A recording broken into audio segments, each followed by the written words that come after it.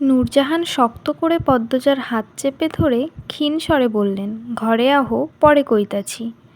কান্নার শব্দ ধীরে ধীরে কমে যাচ্ছে। নূরজাহান পদ্মজাকে নিয়ে নিজের ঘরে প্রবেশ করলেন।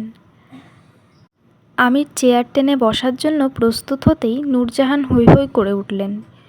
তুই বইতেছস কেন? আমির হকচকিয়ে গিয়ে বলল, মানে বউয়ের ধারে আর থাহন যাইব না, আইস কাইল রাত্রি। মুসলমানদের কাল রাত্রি পালন করতে নেই। গুনাহগার হবেন, বলল পদ্মজা। তার মাথা নত। প্রথম দিন এসেই কথা বলা ঠিক হলো নাকি ভাবছে। মুখের উপর কথা শুনে নূরজাহান কড়া চোখে তাকালেন। পদ্মজা দেখার আগেই কয়েক সেকেন্ডের মধ্যে চোখের দৃষ্টি শীতল রূপ নিয়ে এলেন। পদ্মজাকে প্রশ্ন করলেন, গেরামের রেওয়াজ ফালাইয়া দেওয়ান যাইব? নূরজাহানের কণ্ঠ স্বাভাবিক। পদ্মজা নির্ভয়ে চোখ তুলে তাকালো। বলল, যা পাপ তা করতে নেই দাদু। জেনে শুনে ভুল রেওয়াজ সারা জীবন টেনে নেওয়া উচিত না। আমার কথা শুনে রাগ করবেন না। তুমি কি আজই জামাইয়ের লগে থাকতে চাইতাছ? নূরজাহানের কণ্ঠ গম্ভীর। এমন প্রশ্নে পদ্মজা লজ্জায় আরক্ত হয়ে ওঠে। আমতা আমতা করে বলল, না না, তেমন কিছু না। পদ্মজা আর চোখে আমিরকে দেখে আবার চোখের দৃষ্টি নত করে ফেলল। আমির নূরজাহানকে জড়িয়ে ধরে বলল, আমি যাচ্ছি বুড়ি। এরপর পদ্মজার দিকে তাকিয়ে হাত নেড়ে কোমর কণ্ঠে জবাব দিল, আল্লাহ হাফেজ পদ্মাবতী। পদ্মজা নতজানু অবস্থায় মাথা নাড়ল। আমির বেরিয়ে গেল ঘর থেকে। পদ্মজা ধীরে ধীরে মাথা উঁচু করে নূরজাহানকে দেখল। ঢোক গিলে বলল, রাগ করেছেন দাদু? নূরজাহান হাসলেন। পদ্মজার এক হাত ধরে বিছানার কাছে নিয়ে বললেন, আমার বইনে তো ঠিক কথাই কইছে, গুসা করতাম ক্যারে। পদ্মজা স্বস্তির নিঃশ্বাস নিল। নূরজাহান বললেন, তুমি বও, আমি লতুরে ভাত দেওনের কথা কইয়ে আইতাছি। আমি খেয়েছি দাদু। তখন খাওয়ালেন আম্মা। ব্যাগটা কই? শাড়িটা খুইল্লা আর একটা পরো, সিঁদুর রঙেরটা পরবা। বলতে বলতে নূরজাহান ব্যাগ থেকে সিঁদুর রঙের শাড়ি বের করে এগিয়ে দিলে। পদ্মজা হাত বাড়িয়ে শাড়িটা নিল। জানতে চাইল, কোথায় পাল্টাবো? খাড়াও, দরজা লাগাই দেই, ঘরেই পাল্টাও। আমারে শরমাইও না বইন, তোমার যা আমারও তা। পদ্মজা শাড়ি হাতে নিয়ে চারপাশে চোখ বুলিয়ে শাড়ি পাল্টানোর মতো উপযুক্ত জায়গা খুঁজতে থাকলো। পালঙ্কের পেছনে চোখ পড়ায় সেদিকে গিয়ে শাড়ি পাল্টে নিল। এরপর নূরজাহানের উদ্দেশ্যে প্রশ্ন ছুড়ে দিল, দাদু তখন কাঁদছিল কে? নূরজাহান বিছানায় বসতে বসতে জবাব দিলেন, আমার খলিলের বড় ছেঁড়ার বউ। পদ্মজা 2 কদম এগিয়ে আসে। আগ্রহ ভরে জানতে চাই, কেন কাঁদছিল? তাকে কি ঘরে আটকে রাখা হয়েছে? বউ আমার ধারে, বউ। পদ্মজা নূরজাহানের সামনে ঝুঁকে বসে। নূরজাহান বললেন, তোমার চাচা হসুরের বড় ছেঁড়ার বউ রুম্পার গত বৈশাখে আচম্বিক মাথা খারাপ হইয়া যায়। এরে ওরে মারতে আহে, কাউরে চিনে না, নিজের সোয়ামীরেও না। আলমগীর তো এখনও ঢাহাতে থায়। আমির তো গেরামে আইসে কয়েকদিন হইল। আলমগীর শহরের আমিরের কামটা করতাছে। এর লাইগাই তো আলমগীরের বিয়াতে আইছিল না। রুম্পা তোমার হাউরিরে দা নিয়ে মারতে গেছিল। এজন্য আপনারা ঘরে আটকে রাখছেন তাকে? হুট করে কেন এমন হলেন? পদ্মজা আতকে উঠে জিজ্ঞাসা করল। নূরজাহান এদিক ওদিক তাকিয়ে কী যেন দেখলেন। এরপর সতর্কতার সঙ্গে ফিসফিসিয়ে বললেন, বাড়ির পিছে বড় জঙ্গল আছে, দোষী জায়গা, ভুলেও ওইখানে যাইও না। রুম্পা শনিবার ভর দুপুরে গেছিল। ওর পরের দিন জ্বর উঠে আর এমন পাগল হইয়া যায়। এগুলো তেনাদের কাজ। রাতে নাম লওন নাই। তুমি মাশাল্লাহ চাঁদের টুকরা, ভুলেও ওই দিকে যাইও না, ক্ষতি হইব। নূরজাহানের কথা শুনে পদ্মজার গায়ের পশম দাঁড়িয়ে পড়ে। মনে মনে ভাবে, অবিশ্বাস্য, ভয় পেয়ে কারোর মাথা খারাপ হয়ে যাবে। পদ্মজা উৎসুক হয়ে জিজ্ঞাসা করল, তাকে ডাক্তার দেখানো হয়েছে? হ্যাঁ, দেহানি হইছে। শহরে 2 বার লইয়া গেছে, কবিরাজ আইলো, কেউই ভালো কইরা দিতে পারে নাই। আচ্ছা, এসব কথা বাদ দাও এখন। এই বাড়িতে যখন বউ হইয়া আইসো সবই জানবা, খালি বাইরে কইও না এই খবর। গ্রামের কেউ জানে না। রাইত আইসে ঘুমাও। নূরজাহান শুতে শুতে বললেন, হুনো, জামাইয়ের কাছে কইলাম যাইব না, মনে থাকবো? না না, যাব না। বুঝলা বইন, তোমার দাদা হৌরে বিয়ার প্রথম রাইতে লোকাইয়া আমারে তুইলা নিয়ে নিজের ঘরে লইয়া গেছিল, আদর সোহাগ কইরা ভোর রাইতে পাঠাইয়া দিছিল। আমি ছুডু আসিলাম, তাই ডরে কলিজাটা শুকাইয়া গেছিল। বলতে বলতে নূরজাহান জোরে জোরে হেসে উঠলেন। পদ্মজা মৃদু করে হাসে। নূরজাহান ডান দিকে কাত হয়ে শুয়ে পড়েন। পদ্মজা ধীরে ধীরে এক কোণে কাচুমাচু হয়ে শুয়ে পড়ে। কি অদ্ভুত সব! সাধারণত বিয়ের রাতে নতুন বউরা ঘুমানোর সুযোগ পায় না। জামাইয়ের বাড়ির মানুষেরা সারাক্ষণ ঘেঁষে থাকে। পদ্মজা দীর্ঘশ্বাস ছাড়ল। হারিকেনের আগুন নিভু নিভু করে জ্বলছে, নিভে যাবে যেখানে, ঠিক সেই মুহূর্তে। কেটে গেল অনেকক্ষণ, ঘুম আসছে না। দেহ এক তীব্র অনুভূতিতে ছেয়ে যাচ্ছে। আচমকা পদ্মজা ভ্রু কুঁচকে ফেলে, কান খাড়া করে ভালো করে শোনার চেষ্টা করে, আবার কাঁদছে। রুম্পা মিনমিনিয়ে কাঁদছে। পদ্মজা স্পষ্ট শুনতে পাচ্ছে। সে ধরফরিয়ে উঠে বসে। সঙ্গে সঙ্গে নূরজাহান পদ্মজার দিকে ফেরেন। জানতে চান, ডরাইতাছ? তিনি আবার কাঁদছেন। সারা বেলায় কান্দে, এইসবে কান দিও না, ঘুমাইয়া পড়ো। পদ্মজা উসখুস করতে করতে শুয়ে পড়ল। নিভে গেল হ্যারিকেন। নূরজাহান নাক ডাকছেন, ঘুমিয়ে পড়েছেন। নাক ডাকার তীব্রতা অনেক, যা পদ্মজার বিরক্তি বাড়িয়ে তুলছে। পদ্মজা ঘুমানোর চেষ্টা করলো। হাজার ভাবনার ভিড়ে একসময় ঘুমিয়েও পড়ল। শেষ রাতে ঘুমের ঘোরে অনুভব করলো হাঁটুতে কারোর হাতের ছোঁয়া। পদ্মজা চটজলদি চোখ খুলে ফেলল। মুখের সামনে কেউ ঝুঁকে রয়েছে। পদ্মজা ধরফরিয়ে উঠে চিৎকার করে উঠল, কে? সঙ্গে সঙ্গে পুরুষ অবয়বটি ছুটে বেরিয়ে গেল। পদ্মজার শরীর কাঁপছে, ভয়ে ঠোঁট শুকিয়ে গেছে। সে নূরজাহানকে ভয়ার্ত স্বরে ডাকল, দাদু, দাদু। নূরজাহান একটু নড়ে আবার ঘুমিয়ে পড়লেন। পদ্মজা আর ডাকল না। সে ঘন ঘন নিঃশ্বাস নিয়ে নিজেকে সামলানোর চেষ্টা করলো। চোখের দৃষ্টি দরজার বাইরে। দরজা তো লাগানো ছিল। বাইরে থেকে কেউ কিভাবে আসবে? নাকি ওর মাঝে দাদু টয়লেটে গিয়েছিলেন? পদ্মজার বুক হাঁপড়ের মতো ওঠানামা করছে। সে জিহ্বা দিয়ে শুকনা ঠোঁট ভিজিয়ে নিল। একটু ভয় করছে। কে এসেছিল? এভাবে গায়ে হাত দিচ্ছিল কেন? পদ্মজার চোখ মুখ খিচে ছি বলে আগন্তুকের প্রতি ঘৃণা প্রকাশ করে। বাকি রাতটুকু আর ঘুম হলো না তার। ভয়টা কমেছে। এই জায়গায় পূর্ণা থাকলে হয়তো পুরো বাড়ি চেঁচিয়ে মাথায় তুলে ফেলতো। পদ্মজা মনে মনে আল্লাহর কাছে প্রার্থনা করে, এরকম ঘটনা পূর্ণার জীবনে যেন না আসে। একদম গুটিয়ে যাবে, উঠে দাঁড়াতে পারবে না। পূর্ণার কথা মনে পড়তেই পদ্মজা হু হু করে উঠল। ভীষণ কান্না পাচ্ছে। অন্যদিকের পাশে পূর্ণা থাকে, আজ নেই। ফজরের আজান পড়তেই নূরজাহান চোখ খুললেন। বিছানা ছেড়ে নেমে দেখেন পদ্মজা জয়ানামাজে দাঁড়িয়েছে মাত্র। তিনি প্রশ্ন করলেন, অজু কইরলা কই? কলপাড়ে। চিনছ কেমনে? পদ্মজা হাসল, বলল, খুঁজে বের করেছি। নূরজাহান চোখ মুখ শক্ত করে বলল, নতুন বউ রাইতের বেলা একলা ঘোরাঘুরি কইরা কল খোঁজার কী দরকার আছিল? আমারে ডাকতে পারতা। পদ্মজার মাথা নত করে অপরাধী স্বরে বলল, ক্ষমা করবেন দাদু। কি কাল আইলো? আচ্ছা পড়ো, এখন নামাজ পড়ো। নূরজাহান অসন্তুষ্ট ভাব নিয়ে ঘর থেকে বেরিয়ে যান। পদ্মজার দুই চোখ ছলছল করে ওঠে। যখন টের পেল এখনই কেঁদে দিবে, দ্রুত ডান হাতের উল্টো পাশ দিয়ে চোখের জল মুছে ফেলল।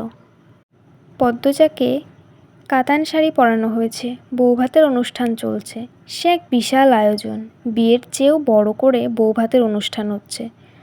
আনন্দপুরের বাইরে থেকেও মানুষ আসছে পদ্মজাকে দেখার জন্য। আটপাড়ার প্রতিটি ঘরের মানুষ তো আছেই। পদ্মজার চারপাশে মানুষ কিচকিচ করছে। রাতে ঘুম হয়নি। পরনে ভারী শাড়ি গহনা। এত মানুষ চারিদিকে, সব মিলিয়ে পদ্মজার নাজেহাল অবস্থা। মাথা নত করে বসে আছে সে। আপা! পূর্ণার কণ্ঠ শুনে মুহূর্তে পদ্মজার ক্লান্তি উড়ে গেছে। চোখ তুলে তাকালো চকিতে। পূর্ণা প্রেমা প্রান্ত ঝাঁপিয়ে পড়ে পদ্মজার ওপর। পূর্ণা আওয়াজ করে কেঁদে উঠে বলল, রাতে আমার ঘুম হয়নি আপা। পদ্মজার গলা জ্বলছে। প্রেমা পূর্ণা প্রান্তকে দুই হাতে জড়িয়ে ধরে চাপা কণ্ঠে বলল, আমারও ঘুম হয়নি বোন। আপা বাড়ি চলো। পেছন থেকে লাবণ্য বলল, কাইল যাইব, আইজ না। এখন পদ্মজা আমারও বাড়ির ছেড়ি। সে পদ্মজার জন্য খাবার নিয়ে এসেছে। পূর্ণা রাগ নিয়ে বলল, আমার বোন, আমি নিয়ে যাব।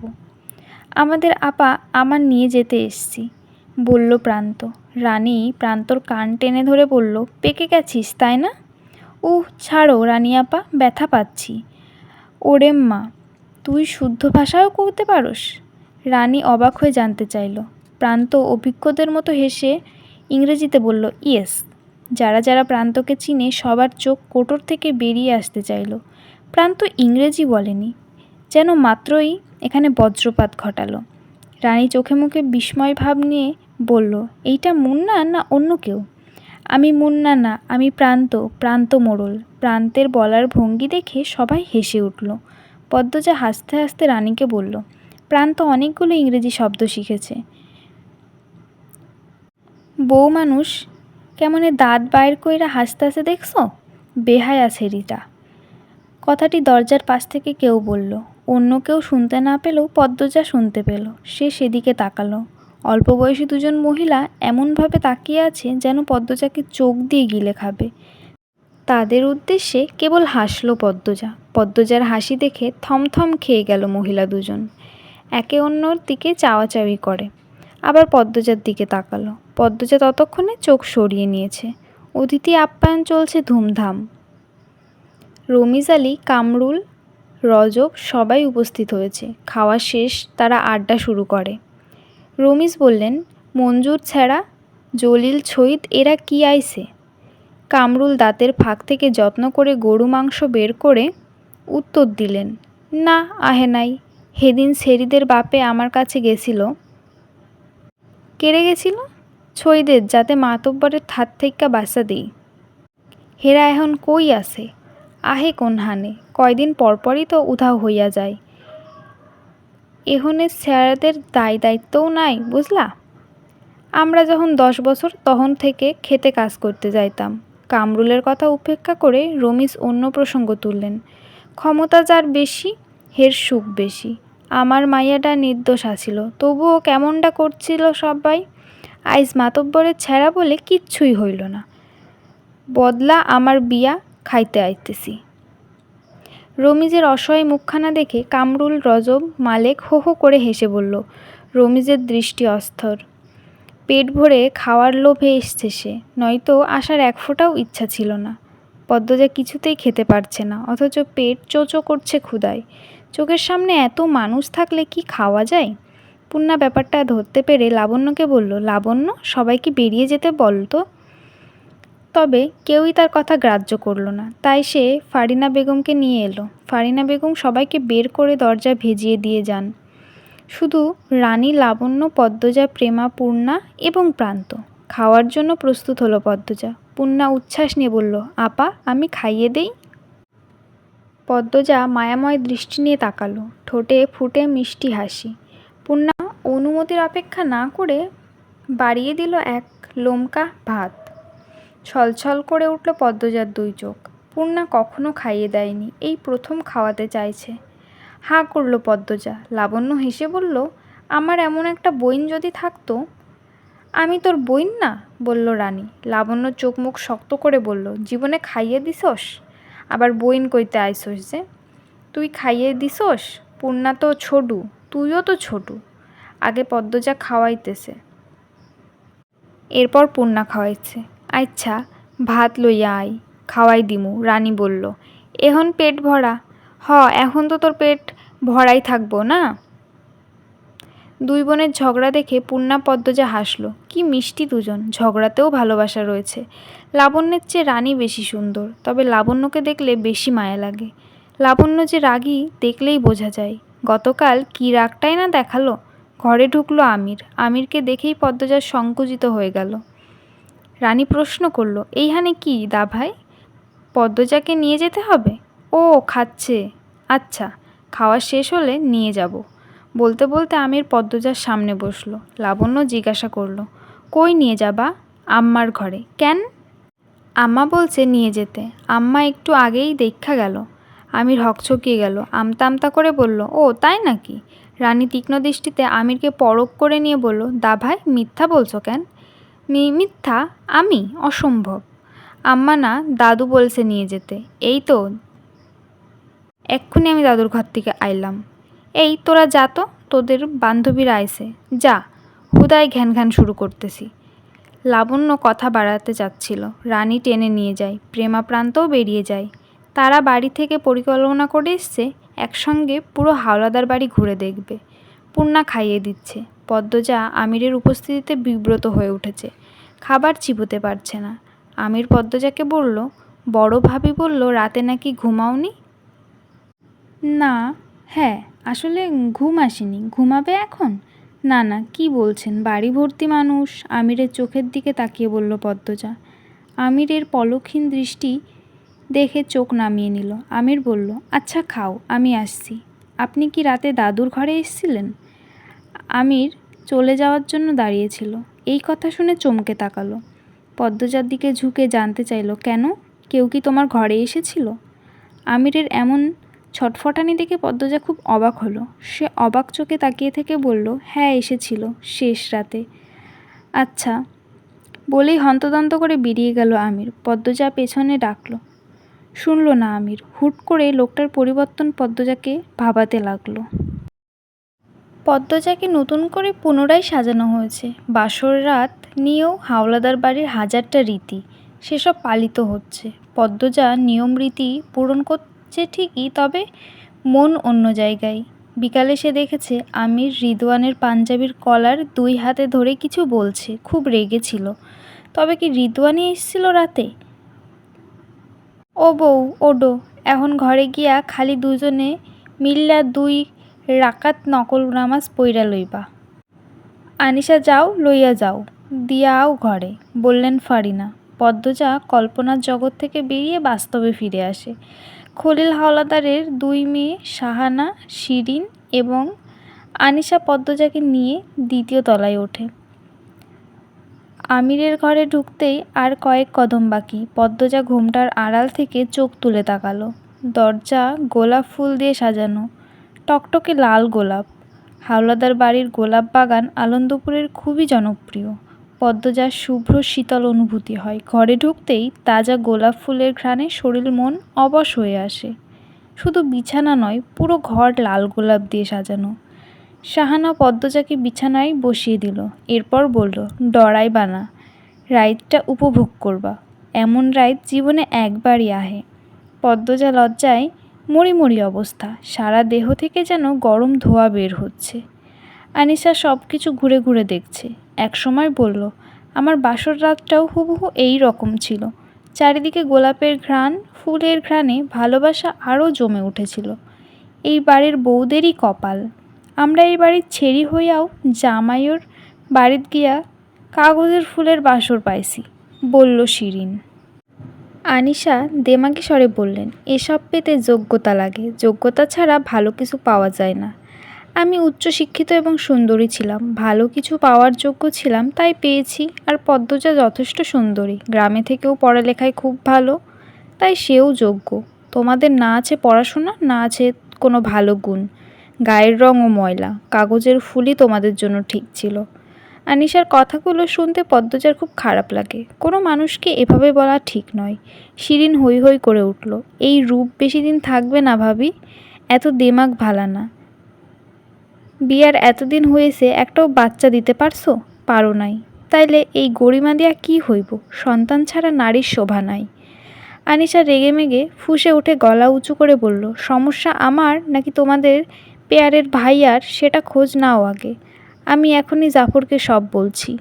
এতদিন পর বাড়িতে এসেছি এসব নোংরা কথা সহ্য করতে, অপমান সহ্য করতে? কালই চলে যাব আমি। আনিশার আগে কাঁদতে কাঁদতে বেরিয়ে যায়। পদ্মজা হতবাক।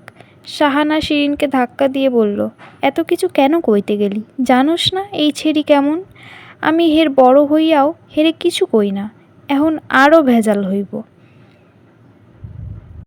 যা হওয়ার হইয়া যাক। আমরারে কেমন পায়ে ঠকাইতেছিল দেহ নাই? এইটা তো আমাদেরই বাপের বাড়ি, এত কথা কেন শুনতে হইব? শিরিনের কণ্ঠ কঠিন। সে আজ এর শেষ দেখেই ছাড়বে। নতুন বউডার সামনে এমনটা না করলেও হয়তো। ও পদ্ম, তুমি বেজাই হইও না, এরা সবসময় এমনটাই করতে লাগলো।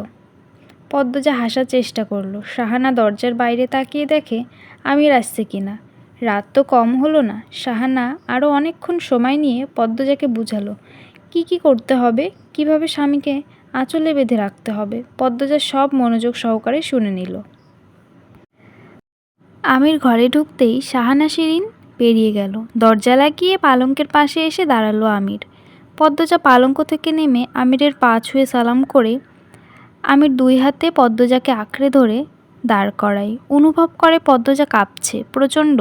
শীতে মানুষ যেভাবে কাঁপে ঠিক সেভাবে। আমির দ্রুত ছেড়ে দিল তাকে, বলল, পানি খাবে? পদ্মজা মাথা নাড়িয়ে জানালো খাবে। আমির 1 গ্লাস পানি নিয়ে এগিয়ে দিল। এক নিঃশ্বাসে ঢকঢক করে পানি শেষ করে ফেলল পদ্মজা। সারা শরীর কাঁপছে। সাহানা শিরিন বের হতেই বুকে হাতুড়ি পেটা শুরু হয়েছে। ঘরে 4টা হারিকেন জ্বলছে। সেদিকে চোখ যায়, সেদিকেই গোলাপ ফুল। ফুলের ঘ্রাণে চারিদিকে মৌ মৌ করছে। এমন পরিবেশে বিয়ের প্রথম রাত পরপুরুষকে স্বামীরূপে দেখা কোনো সহজ অনুভূতি নয়। আমির গ্লাস নিতে এগিয়ে আসলে পদ্মজা আঁতকে উঠে 1 কদম পিছিয়ে গেল। তা দেখে আমির একটু শব্দ করেই হাসল। ভীতু ভীতু চোখে সেদিকে তাকালো পদ্মজা। আমির বলল, হাতে গ্লাস নিয়ে সারা রাত কাটাবে নাকি? দাও আমার কাছে। গ্লাসটি পদ্মজার হাত থেকে নিয়ে টেবিলের ওপর রেখে এলো আমির। পদ্মজা পালঙ্কের এক কোণে চুপটি করে বসে আছে। অনবরত কাঁপছে তার ডান পা। মনে মনে দোয়া করছে মাটি যেন ফাঁক হয়ে যায়, আর সে তার ভেতরে ঝাঁপ দিয়ে পাতালে হারিয়ে যেতে চায়। নয়তো লজ্জা আড়ষ্টতায় প্রাণ এখনই গেল বুঝি। আমির দূরত্ব রেখে পদ্মজার সোজাসুজি বসে। পদ্মজার এক পা যে কাঁপছে সে স্পষ্ট দেখা যাচ্ছে। তার দৃষ্টিও অস্থির, বারবার এদিক ওদিক তাকাচ্ছে। আমির মজা করে জানতে চাইল, পালানোর পথ খুঁজছো নাকি? না না না তো, বলল পদ্মজা। তাহলে কি খুঁজছো? পদ্মজা নিরুত্তর রইল। আমির পদ্মজার আরও কাছে এসে বসল। পদ্মজার এক হাত ছুঁতেই ও কি করছেন? ও মাগো বলে চিৎকার করে ওঠে। আমির পদ্মজার আকস্মিক চিৎকারে ভ্যাবাচাকা খেয়ে যায়।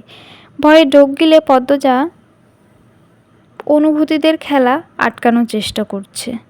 সে যদি পারত পালিয়ে যেতে, চারিদিকে ভয়ঙ্কর পরিস্থিতি দেখেও সে পালিয়ে যেত। আমির হাঁ করে পদ্মজার দিকে অনেকক্ষণ চেয়ে রইল। এরপর দূরে সরে বসে পদ্মজাকে বলল, আমার সঙ্গে সহজ হওয়ার চেষ্টা করুন। আমার দিকে ফিরে বসো, গল্প করি। পদ্মজা আমিরের দিকে ফিরে বসল, দৃষ্টি বিছানার চাদরে নিবদ্ধ। আমির প্রশ্ন করল, আমার সম্পর্কে কতটুকু জানো? খুব কম, মিনমিনিয়ে বলল পদ্মজা। আমি তোমার চেয়ে 12 বছরের বড়, জানো? এখন জানলাম। তবে আপনার আচরণ ছোটদের মতো। পদ্মজা মৃদু হেসে আমিরের চোখের দিকে তাকিয়ে বলল। আমির বলল, আমার চরিত্রের আরও বৈশিষ্ট্য আছে। বুঝতে পেরেছি। আপনার কথাবার্তা এখন বড়দের মতো মনে হচ্ছে। ঢাকা আমার ব্যবসা আছে শুনেছি।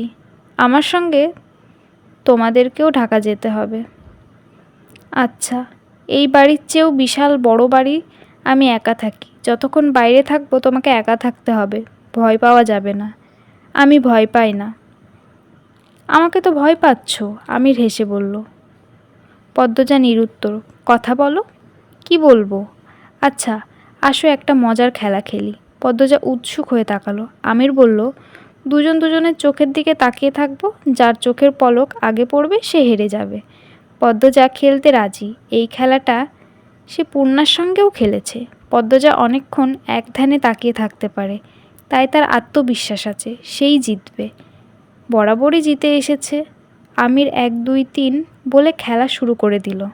একজন আরেকজনের দিকে তাকিয়ে রইল এক ধ্যানে। পদ্মজা খুঁটিয়ে খুঁটিয়ে আমিরকে পরখ করে। আমিরের চুল খাড়া করে উল্টে দিকে আঁচড়ে রাখা, থুতনির নিচে কাটা দাগ, গালে হালকা দাড়ি, শ্যামলা গায়ের রং, ঘন ভ্রু, চোখের পাপড়ি, পরনে সাদা পাঞ্জাবি। এত বেশি ভালো লাগছে দেখতে। আমির পদ্মজার রূপে আগে থেকেই দেওয়ানা। তার ওপর অনেকক্ষণ তাকিয়ে থেকেও অনুভূতির দফা রফা অবস্থা। সে মুগ্ধ হওয়ার কণ্ঠে বলল, পৃথিবীর সবচেয়ে সুন্দর নারী আমার বউ। কি ভাগ্য আমার। আপনিও সুন্দর, কথাটা মুখ ফসকে বলে উঠল পদ্মজা। যখন বুঝতে পারল, লজ্জায় মাথা নত করে ফেলল। আমির খুশিতে বাকবাকুম হয়ে বলল, তোমার পলক পড়েছে, আমি জিতে গেছি। পদ্মজা লজ্জায় নখ খুঁড়তে থাকে। আমির নিজের চুলে হাত বোলাতে বোলাতে বলল, আমি জানি আমি কতটা সুন্দর। রংটা একটু কালো হতে পারে, তবে আমি সুন্দর। তোমার মুখে শোনার পর ধরে নিলাম পৃথিবীর সেরা সুন্দর পুরুষের নাম আমির হাওলাদার। পদ্মজার দুই ঠোঁট নিজেদের শক্তিতে আলগা হয়ে গেল। সে আমিরের দিকে তাকিয়ে ভাবছে, মানুষ এত আত্মবিশ্বাসের সঙ্গে নিজের প্রশংসা নিজে কিভাবে করতে পারে। আমিরের ভাব দেখে মনে হচ্ছে সে সত্যিই পৃথিবীর সেরা সুন্দর পুরুষ। পদ্মজা একটু হেসে নিল। আমির তাকালো, বলল, হাসছো কেন? পদ্মজা হাসি চেপে বলল, কোথায় না তো। আপনার আম্মা বলেছিলেন 2 রাকাত নফল নামাজ আদায় করতে। আমার আম্মা? তোমার আম্মা না? এখন থেকে আপনার আম্মা না, শুধু আমার আম্মা বলবে। গয়নাগাটি নিয়েই নামাজ পড়বে? অস্বস্তি হবে না? খোলো এবার। পদ্মজা অবাক হয়ে জানতে চাইল। শিরিন আপা বলছেন গয়নাগাটি নাকি স্বামী খুলে দেয়। তাহলে? আমির তীক্ষ্ণ চোখে তাকালো, ঠোঁটে বাঁকা হাসি নিয়ে বলল, তাই নাকি? দাও খুলে দিই। পদ্মজা দ্রুত দৃষ্টি অন্যদিকে ফিরিয়ে নিয়ে আমতা আমতা করে বলল, এটা বোধহয় নিয়ম না, তাই আপনি জানতেন না। আমি পারবো। 2 রাকাত নফল নামাজের সঙ্গে তাহাজ্জুদের নামাজও আদায় করে নিয়েছে দুজন। আমির তাহাজ্জুদ নামাজের নিয়ম জানে না, পদ্মজা হাতে কলমে শিখিয়েছে। আমিরও মন দিয়ে শিখছে এবং নামাজ পড়ছে। এরপর পদ্মজা জানালার সামনে গিয়ে দাঁড়ালো। জানালার সামনে বিশাল বড় জঙ্গল। সে আমিরকে প্রশ্ন করলো, এই জঙ্গলে নাকি কি একটা আছে? আমির পদ্মজার প্রশ্ন শোনেনি। সে পেছন থেকে একদৃষ্টে তাকিয়ে আছে নিজের বধূর দিকে। পদ্মজার গায়ে কোনো অলংকার নেই, খোলা চুল কোমর অবধি এসে থেমেছে। মধ্যরাতের বাতাসে তার চুলগুলো মৃদু দুলছে। আমির অনুভূতিকে প্রশ্রয় দিল। পদ্মজার কোমরে পেছন থেকে জড়িয়ে ধরল 2 হাতে। পদ্মজা কেঁপে উঠে বড় করে নিঃশ্বাস অনুভব করে গভীরভাবে ছাড়ল।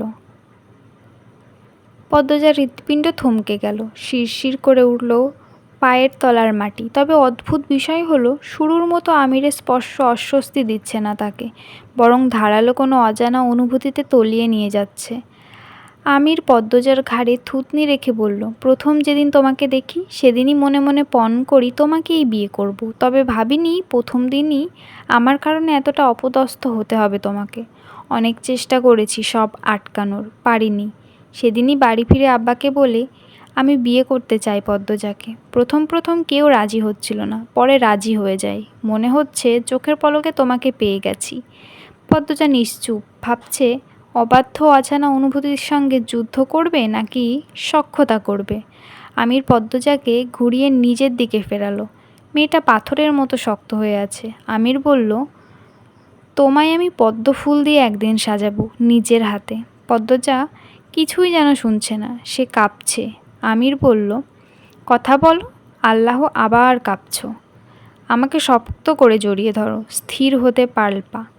এই কি হলো, শুনতে পাচ্ছ না আমার কথা? পদ্মজা শরীরের ভার ছেড়ে দিয়েছে আমিরের ওপর। আমির 2 হাতে শক্ত করে ধরে রাখে তাকে। সেদিন রাতে জান্নাতের সুবাস এসেছিল ঘরে। পদ্মজা নিজের অস্তিত্বের পুরো অংশ জুড়ে স্বামীরূপে একজন পুরুষকে অনুভব করে। ভালোবাসাটা শুরু হয় এখান থেকেই। মন মাতানো ছন্দ এবং সুর দিয়ে শুরু হয় জীবনের প্রথম প্রেম, প্রথম ভালোবাসা। সকাল থেকে বাতাস বইছে, কাছাকাছি কোথাও বৃষ্টি হয়ে গেছে, এমন আমেজ সেই বাতাসে। একটু শীতল চারপাশ। গরু গাড়ি চড়ে পদ্মজা যাচ্ছে বাপের বাড়ি। পাশে আছে আমির এবং লাবণ্য। পদ্মজার পরনে সবুজ শাড়ি, ভারী সুতার কাজ, গা ভর্তি গহনা। এসব পরে থাকতে অস্বস্তি হচ্ছে। ফারিনা বেগমের কড়া নিষেধ, কিছুতেই গহনা খোলা যাবে না। আমির পদ্মজার এক হাত শক্ত করে ধরে রেখেছে, ছেড়ে দিলেই যেন হারিয়ে যাবে। আমিরের এখনো পাগলামি পদ্মজাকে বেশ আনন্দ দিচ্ছে। সে চাপা স্বরে বলল, কোথাও চলে যাচ্ছি না, আস্তে ধরুন। আমির নরম স্পর্শে পদ্মজার হাত ধরল। পদ্মজা বলল, মনে আছে তো কি বলেছিলাম? কি? সঙ্গে সঙ্গে পদ্মজা হাই হাই করে উঠল। ও মা, ভুলে গেলেন? আমির শূন্যে তাকিয়ে মনে করার চেষ্টা করল। সকালে ঘুম ভাঙার পর দেখেছিল পদ্মজা নতুন শাড়ি পরে দাঁড়িয়ে আছে। আমির মিষ্টি করে হেসে ডেকেছিল, এদিকে আসো। পদ্মজা ছোট ছোট করে পা ফেলে আমিরের পাশে দাঁড়ালো। আমির খপ করে পদ্মজার হাত ধরে বিছানায় বসিয়ে দিয়ে বলল, কখন উঠল? যেভাবে টান দিলেন, ভয় পেয়েছি তো। এত ভীতু? কখনোই না। তা অবশ্য ঠিক। উঠুন, আম্মা আপনাকে ডেকে নিয়ে যেতে বলেছেন। কেন, জরুরি দরকার নাকি? আমি জানি না, উঠুন আপনি। এই তুমি তো কম লজ্জা পাচ্ছ। পদ্মজার মুখ লাল হয়ে ওঠে। সে বিছানা থেকে দূরে সরে দাঁড়ায়। মাথা নত করে বলল, আপনি লজ্জা দিতে খুব ভালোবাসেন। আমির হাসতে হাসতে বিছানা থেকে নামলো। বলল, তোমার চেয়ে কম ভালোবাসি। আচ্ছা, তুমি কবে ভালোবাসবে বলো তো? পদ্মজা পূর্ণ দৃষ্টিতে আমিরকে দেখছে। আমির অবাক হাসল। পদ্মজার দিকে এগিয়ে এসে বলল, যেদিন মনে হবে তুমিও আমাকে ভালোবাসো, বলবে কিন্তু। সেদিনটা আমার জীবনের শ্রেষ্ঠ সময় হবে। পদ্মজা তখনও একদৃষ্টে তাকিয়ে আছে। আমির হাত নাড়িয়ে পদ্মজার পলক অস্থির করে বলল, কি ভাবছো? কিছু না। কিছু বলবে? আমার আজ ওই বাড়ি যাব। এটাই তো নিয়ম। আপনি একটু বেশরম। আমির আর চোখে তাকালো। পদ্মজা ঠোঁট টিপে হেসে দৃষ্টি অন্যদিকে ঘুরিয়ে নেয়। আমির আমতা আমতা করে বলল, তাতে কি হয়েছে? কিছু না। কি বলতে চাও বলো তো? বড়দের সামনে আমাকে নিয়ে একটু কথা কম বলবেন। মানুষ কানাকানি করে, আপনাকে বেলাজা বেশরম বলে। শুনতে ভালো লাগে না আমার। আমার বউ নিয়ে আমি কি করব আমার ব্যাপার। কিন্তু আমাকে অস্বস্তি দেয়। পদ্মজা করুণ স্বরে বলল। আমির নিভল, আচ্ছা ঠিক আছে, নিয়ন্ত্রণের চেষ্টা করব। সত্যি, আমার আম্মার সামনে ভুলেও পদ্মজা পদ্মজা করবেন না। ইশারা দিতেই চলে আসবে। তাহলে ডাকাডাকি করব না। পদ্মজা হাসল। আমির ঈষৎ হকচকিয়ে বলল, হাসছো কেন? এমনি। মনে রাখবেন কিন্তু। তুমিও মনে রাখবে। সকালের দৃশ্য থেকে বেরিয়ে আমির বলল, মনে আছে তোমার অস্বস্তি হয়, এমন কিছু করব না। আমিরের কথায় পদ্মজা সন্তুষ্ট হলো। নিজেকে আজ পরিপূর্ণ মনে হচ্ছে। উত্তেজনায় কাঁপছেও। 2 দিন পর মা বাবা ভাই বোনকে দেখবে। 2 দিনে কি কিছু পাল্টেছে? পদ্মজা মনে মনে ভাবছে, আম্মা বোধহয় শুকিয়েছে। আমাকে ছাড়া আম্মা নিশ্চয়ই ভালো নেই।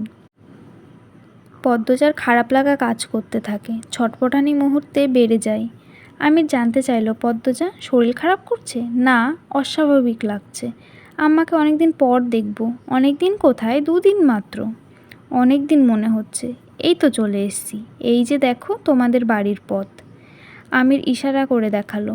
আমিরের ইশারা অনুসরণ করে সেদিকে তাকালো পদ্মজা। ওই তো তাদের বাড়ির সামনে পুকুর দেখা যাচ্ছে। তারা কিছু সময় পার করলেই বাড়িতে পৌঁছে যাবে। এরপরই সে তার মাকে দেখবে। পদ্মজা অনুভব করে তার নিঃশ্বাসের গতি বেড়ে গেছে। হৃৎপিণ্ড লাফাচ্ছে।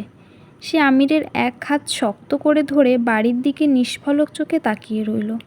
হেমলতা নদীর ঘাটে মোর্শেদের সঙ্গে কথা বলছে। সকালে মোর্শেদকে বাজারে পাঠিয়েছিল তিনি, কিন্তু মোর্শেদ কিছু জিনিস ভুলক্রমে আনেননি। তা নিয়েই আলোচনা চলছে। ঠিক আলোচনা নয়, হেমলতা বকছেন আর মোর্শেদ নৌকায় বসে শুনছেন।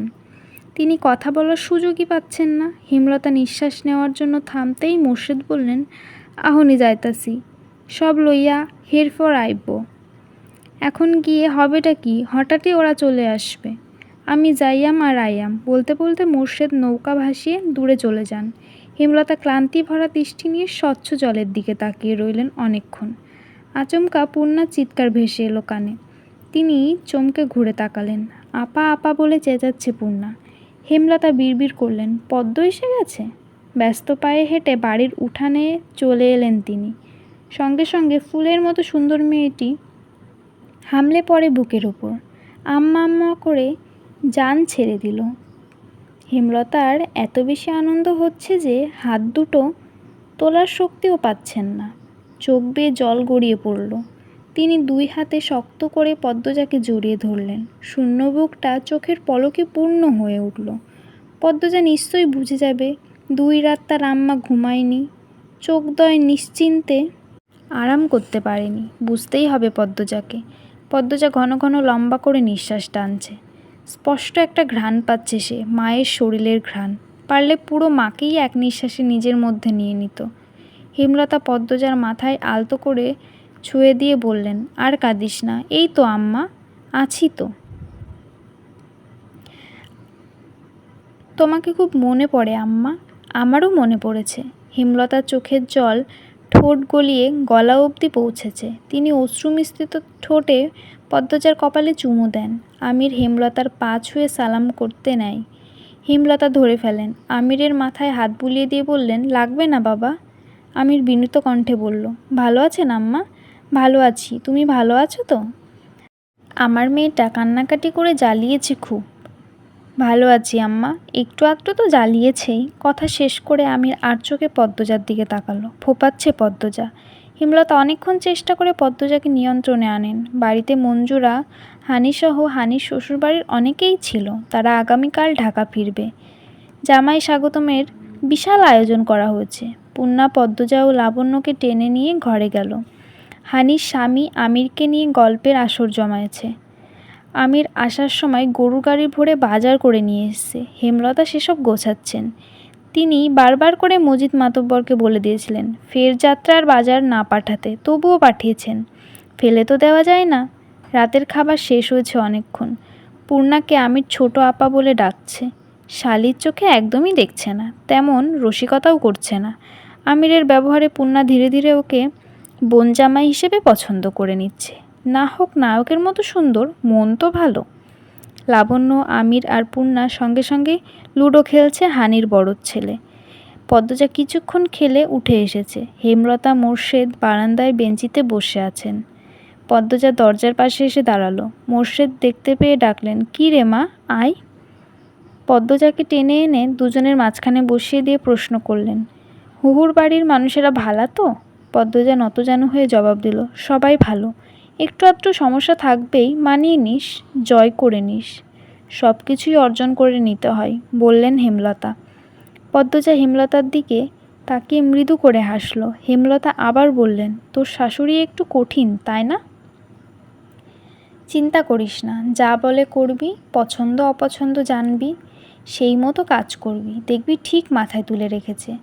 আচ্ছা আম্মা, বলল পদ্মজা, সব শাশুড়ি ভালো হয় না লতা? আমার শাশুড়িরে আজীবন তেল দিলাম, কোনো পরিবর্তন হয়েছে? হয়নি, বললেন হানি। তিনি ঘর থেকে সব শুনছিলেন, কথা না বলে পারলেন না। হেমলতার এক হাতে পদ্মজাকে জড়িয়ে ধরলেন, অপর হাতে হানির উদ্দেশ্যে বললেন, আমার পদ্মর কপাল এত খারাপ নিশ্চয়ই হবে না। পদ্মর অবস্থা আমার মতো হয়েছে যদি শুনি, ওরে তুলে নিয়ে যাব আমার কাছে। তুই মিলিয়ে নিস। আহ থামো তো আপা, আমির লাবণ্য শুনবে, কি ভাববে? হানি আর কিছু বললেন না।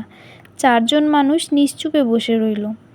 একসময় হেমলতা রান্নাঘরের দিকে চলে গেলেন। রান্নাঘর গুছানো হয়নি। নিজের ঘরের দিকে পা বাড়ালেই মোর্শেদ সারাদিন অনেক ধকল গেল। ক্লান্তিতে শরীর ভেঙে আসছে। হানি পদ্মজার পাশে বসে বললেন, শোন মা, শাশুড়ে বেশি তেল দিতে যাইব না, জীবন নষ্ট করবি নিজ হাতে। তোর মায়ের অনেক জ্ঞান অভিজ্ঞতা মানি, কিন্তু লতাকে শাশুড়ি নিয়ে সংসার করতে হয়নি, তাই সে জানে না। আমি জানি শাশুড়িরা কেমন কালসাপ হয়। ওরা সেবা নিতে দিনরাত, বেলা শেষে বলবে তুমি কিছুই করো নাই, নিজের কথা আগে ভাববি। শাশুড়ি ভুল বললে জবাব দিবি সঙ্গে সঙ্গে। নিজের জায়গাটা বুঝে নিবি, পড়াশোনা থামাবি না, পড়বি আর আরামে থাকবি। আমরা বান্দি পাঠাইনি, সাক্ষাৎ পড়ি পাঠাইছি। শুনছি আমিরের টাকা পয়সা জমি জমা অনেক আছে, তাইলে তোরা চিন্তা কিসের? জামাই হাতে রাখবি, তাহলে পুরা সংসার তোর হাতে থাকবে। আমার কপালে এসব ঠেহেনি। বিয়ের পর থেকে শ্বশুর শাশুড়ি মানুষের মন রাখতে রাখতে বুড়ি হয়ে গেছি, বুঝিনি। বুঝছিস তো? পদ্মজা মাথা নাড়িয়ে সম্মতি জানালো। প্রসঙ্গ পাল্টাতে বলল, মেজো আপা আসেনি কেন? বিয়ে কবে আপার? ওর তো পরীক্ষা সামনে, পড়াশোনা শেষ করুক, এরপর বিয়ে দেব। বিয়ে না ঠিক হওয়ার কথা ছিল, হয়নি? কবে? আশ্চর্যান্বিত হয়ে বললেন হানি। পদ্মজা হানির প্রশ্নে অবাক হলো, কৌতূহলী হয়ে জানতে চাইল, আম্মা না কয়দিন আগে তোমাদের বাড়ি গেল বড় আপার বিয়ে ঠিক করতে? হানি হা হয়ে চেয়ে রইলেন পদ্মজার দিকে। তিনি কিছুই বুঝছেন না। তার মেয়ের বিয়ে আবার কবে ঠিক হওয়ার কথা ছিল? পদ্মজা বিয়ে করে কি আবোল তাবোল বকছে? তিনি বললেন, কি বলিস? হানির সহজ সরল মুখখানার দিকে পদ্মজা একদৃষ্টে চেয়ে রইল। সে ভাবছে, আম্মা রাজধানীতে তাহলে কেন গিয়েছিলেন? মিথ্যা কেন বলেছে? সেদিন রাজধানীতে গিয়েছিল বলেই এত বড় অঘটন ঘটেছিল। না, অঘটন ভাগ্যের লেখা ছিল। কিন্তু মিথ্যে কেন বলল আম্মা? মাদিনী নদীর বুকে কুন্দ ফুলের মতো জোনাকি ফুটে রয়েছে। পদ্মজা তা এক মনে চেয়ে দেখছে। রাত অনেকটা, আমির ঘুমাচ্ছে। 3 দিনে আমিরের সঙ্গে পূর্ণা প্রেমার খুব ভালো ভাব হয়েছে। সারাক্ষণ আড্ডা, লুডো খেলা এইসবই চলছে। পদ্মজা যত দেখছে তত আমিরের প্রেমে পড়ছে। আমিরের ঘুমন্ত মুখের দিকে চেয়ে থাকতে থাকতে পদ্মজার মনে পড়ল আগামীকাল ফিরে যেতে হবে শ্বশুরবাড়িতে। মা বাবা ভাই বোন সবাইকে ছেড়ে আবার চলে যেতে হবে। ভাবতেই মনটা খারাপ হয়ে আসে। মন ভালো করতে চলে আসে নদীর ঘাটে। জোনাকিদের কুরুক্ষেত্র দেখতে দেখতে কেটে যায় অনেকক্ষণ। আধার ভেদ করে একটা আলোর ছায়া লাগে চারপাশে। এ সময় কে এলো? পদ্মজা ঘাড় ঘুরিয়ে তাকালো। মাকে দেখে হাসলো একগাল। হেমলতা হারিকেন হাতে নিয়ে এগিয়ে আসেন। কিঞ্চিত রাগ নিয়ে বললেন, এত রাতে একা ঘাটে এসেছিস কেন? মার খাসনি অনেক দিন, বিয়ে হয়েছে বলে আমি মারবো, এটাও আবার কিভাবে হয়? হেমলতার ধমকে পদ্মজা মেরুদণ্ড সোজা করে থমথম হয়ে দাঁড়ালো। মা শেষ কবে মেরেছেন পদ্মজা মনে করতে পারছে না।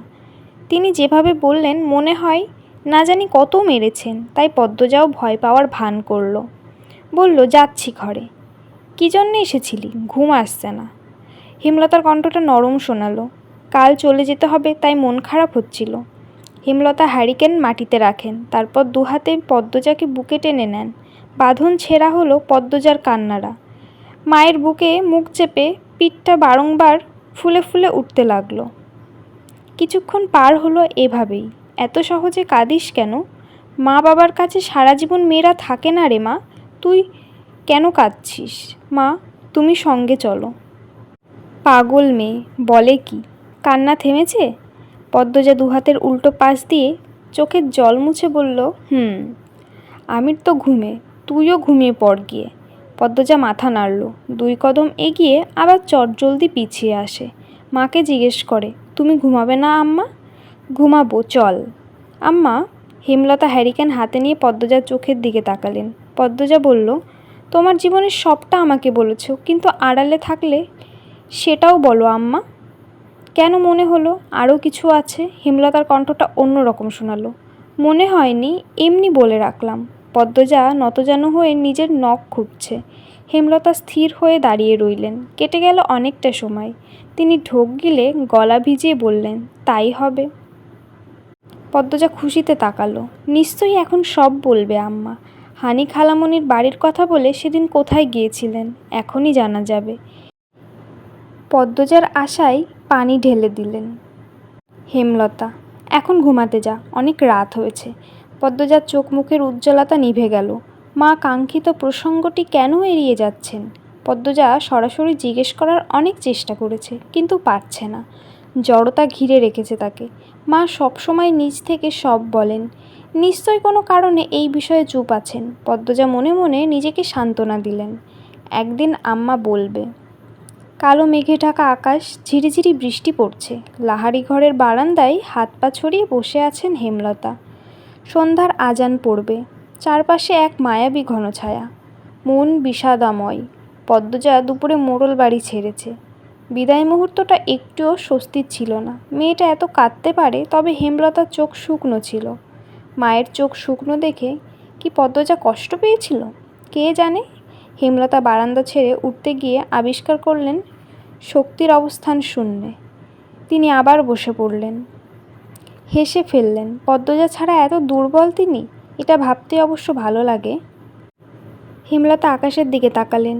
চোখ দুটি জ্বলছে।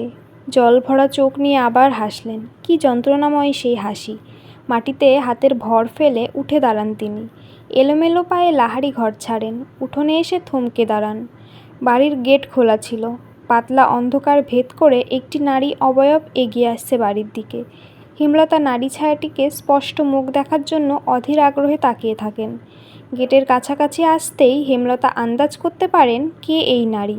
তিনি মৃদু হেসে এগিয়ে যান। অনেক দেরি করলেন আসতে। বাসন্তী উঠোনে পা রেখে বললেন, আপনি আমাকে চিনেন? হেমলতা জবাব না দিয়ে বাসন্তীর ব্যাগ নিতে হাত বাড়ালেন। বাসন্তী ব্যাগ আড়াল করে ফেললেন। তিনি খুব অবাক হচ্ছেন। মনে যত সাহস নিয়ে এসেছিলেন সব ভেঙে চুরমার হয়ে যাচ্ছে। হেমলতা বললেন, আপনি এই বাড়ি নির্দ্বিধায় থাকতে পারেন। আমি বা আমার সন্তানদের পক্ষ থেকে আপত্তি নেই। আপনি আমাকে চিনলেন কিভাবে? সে যেভাবেই চিনি, জেনে কি লাভ আছে? আপনি প্রথম দিনই একা আসতে পারতেন, লোকজন না নিয়ে। বাসন্তীর এবার ভয় করছে, শরীর দিয়ে ঘাম ছুটছে। একটা মানুষ সতীন দেখে এত স্বাভাবিক কী করে হতে পারে? তিনি তো ভেবেছিলেন যুদ্ধ করে স্বামীর বাড়িতে বাঁচতে হবে। বাসন্তীর ধবধবে সাদা চামড়া লাল বর্ণ ধারণ করেছে। হেমলতার কথা দৃষ্টি এত ধারালো মনে হচ্ছে। হেমলতা বাসন্তীকে চুপ দেখে বললেন, আপনি বিব্রত হবেন না, এটা আপনারও সংসার, আসুন। হেমলতা আগে আগে এগিয়ে যান। বারান্দা অবধি এসে পৌঁছে ফিরে দেখেন বাসন্তী ঠায় দাঁড়িয়ে আছেন। হেমলতা কথা বলার জন্য প্রস্তুত হন, তখনই একটি পুরুষালী হুঙ্কার ভেসে এলো। তুমি এইখানে আইসো কেন? মোর্শেদের কণ্ঠ শুনে বাসন্তী কেঁপে উঠলেন। মোর্শেদকে এড়িয়ে একজন বনেদি লোকের প্রতি ক্ষণিকের জন্য আকৃষ্ট হয়ে পড়েছিলেন বাসন্তী। এরপর থেকেই মোর্শেদ এবং তার সম্পর্কে ফাটল ধরে। মোর্শেদ ত্যাগ করেন তাকে, কিন্তু তিনি এক সময় বুঝতে পারেন কোনটা ভুল কোনটা সঠিক। সংসারের প্রতি টান অনুভব করে ফিরে আসতে চান। মোর্শেদ জায়গা দিলেন না। ততদিন মোর্শেদ দ্বিতীয় স্ত্রীর প্রতি ভালোবাসা উপলব্ধি করেন। মোহ ছিঁড়ে ফিরে আসেন সংসারের হেমলতার কাছে। বাইর হইয়া যাও কইতাছি, বাইর হও আমার বাড়ি থাইক্কা। মোর্শেদ বাসন্তীকে ধাক্কা দিয়ে বেরিয়ে যেতে বললেন। বাসন্তী হুমড়ি খেয়ে পড়তে গিয়েও নিজেকে সামলে নিলেন। চোখ গরম করে মোর্শেদের দিকে তাকিয়ে বললেন, এইটা আমারও সংসার, আমি যাব না। বাসন্তী ভালায় ভালায় কইতাছি, যাও এন থাইক্কা, নইলে তোমার লাশ ফালাইয়া দিয়াম আমি। বাসন্তী কিছু কঠিন কথা শোনাতে গিয়েও শোনালেন না। হেমলতা উঠোন থেকে নেমে আসেন। যখন বিয়ে করেছ তখন হুঁশ ছিল না, এখন সংসার দিতে আপত্তি? তুমি জানো না লতা, এই মহিলা কতটা খারাপ? এই মহিলা লোভী, লোভখোরের বাচ্চা, মাদারির বাচ্চা। কী সব বলছো? মুখ সামলাও। মোর্শেদের কপালে রগ দপদপ করছে, নিঃশ্বাস ঘন হয়ে এসছে। বাসন্তীকে পেটাতে হাত নিষ্পিস করছে। তবুও হেমলতার কথায় তিনি থামলেন। তীক্ষ্ণ চোখে তাকিয়ে রইলেন বাসন্তীর দিকে। হেমলতা বললেন, আপনি ঘরে যান, এই ঘর আপনারও। তার কথা মনে নিবেন না। আমার ঘরে এই মহিলা ঢুকলে খারাপ হইব। হেমলতা মোর্শেদের চোখের দিকে তাকিয়ে ইশারায় কিছু একটা বললেন। তারপর বাসন্তীকে বললেন, আপনি যান, সদর ঘরের ভেতরের দরজার বাদিকে যে ঘরটা, সেখানেই যান। দেখিয়ে দিতে হবে? বাসন্তী কিছু না বলে গটগট আওয়াজ তুলে বারান্দা পেরিয়ে সদর ঘরে ঢুকে পড়েন। হাত পা কাঁপছে তার। হেমলতার ব্যবহার স্বাভাবিক হলেও অস্বাভাবিক ঠেকছে। সেদিন বৃষ্টিতে ভিজে ফেরার জন্য জ্বরে বিছানায় পড়ে যান। গত কয়দিন জ্বরে এতই নেতিয়ে গিয়েছিলেন যে ওঠার শক্তিও ছিল না। শরীরটা একটু চাঙ্গা হতেই আবার চলে এসেছেন। এত সহজে সব পেয়ে যাবে জানলে জ্বর নিয়েই চলে আসতেন।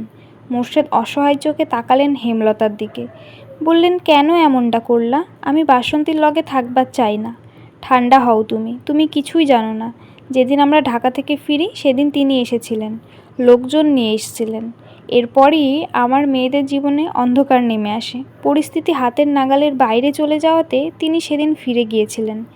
বিয়ের দিন বেয়াই সব বললেন। বেয়াইয়ের কাছে কামরুল মিয়া অভিযোগ করেছিলেন। বেয়াই কামরুল ভাইকে বলেছেন ব্যাপারটা এখন ছড়াছড়ি না করতে, এতে তার সম্মান নষ্ট হবে।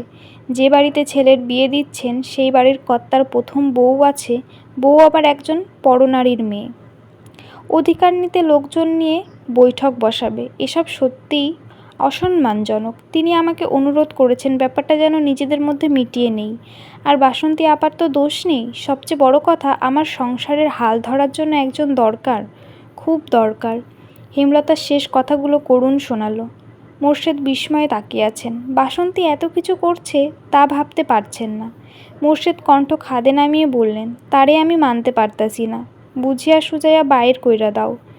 তুমি আমার কথাগুলো শোনো, থাকতে দাও তাকে, ক্ষমা করে দাও। আমি জানি না সে কি করেছে, যাই করুক ক্ষমা করে দাও। মোর্শেদের মাথায় খুন চেপেছে। তিনি কি করবেন কি বলবেন ভেবে পাচ্ছেন না। ক্রোধে আক্রোশে ফুলতে ফুলতে বাড়ির পেছনে চলে যান।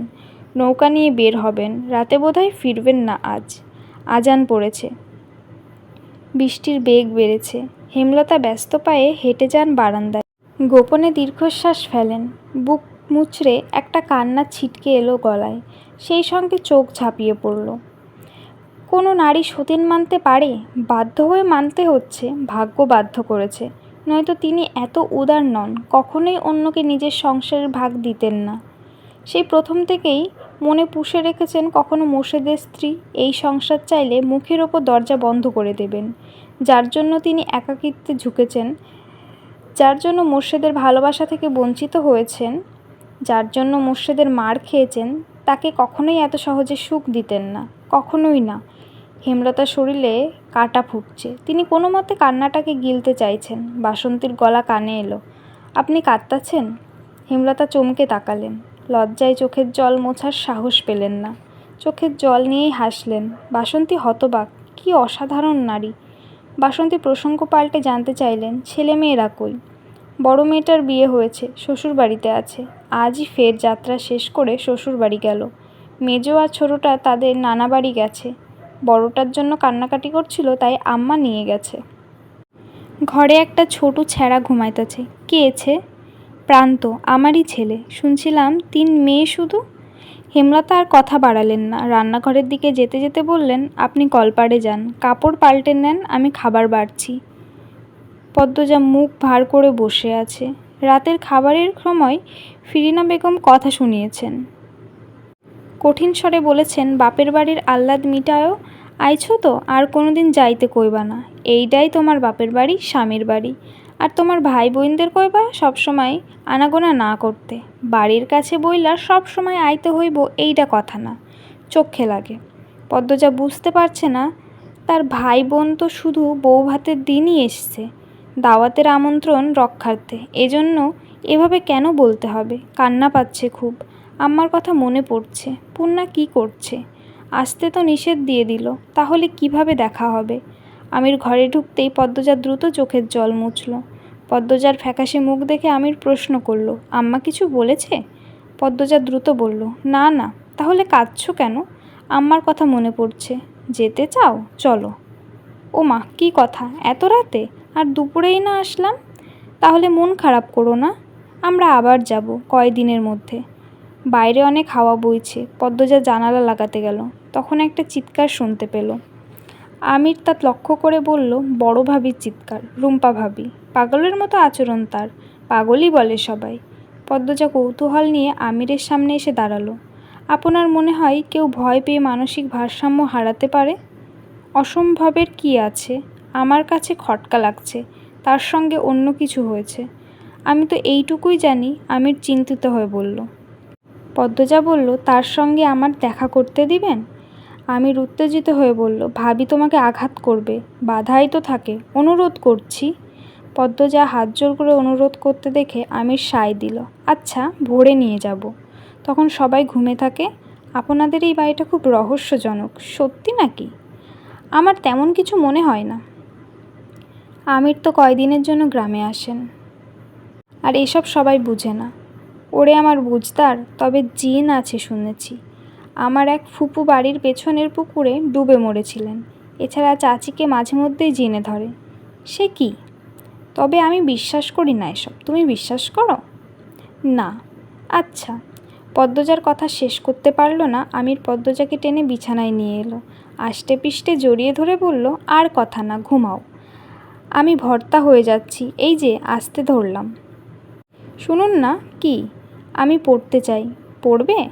আম্মাকে অসন্তুষ্ট রেখে জোর করে পড়তে মন মানবে না। আম্মাকে রাজি করাবো। পদ্মজা খুশিতে গদগদ হয়ে উঠল। সেও আমিরকে এক হাতে জড়িয়ে ধরল।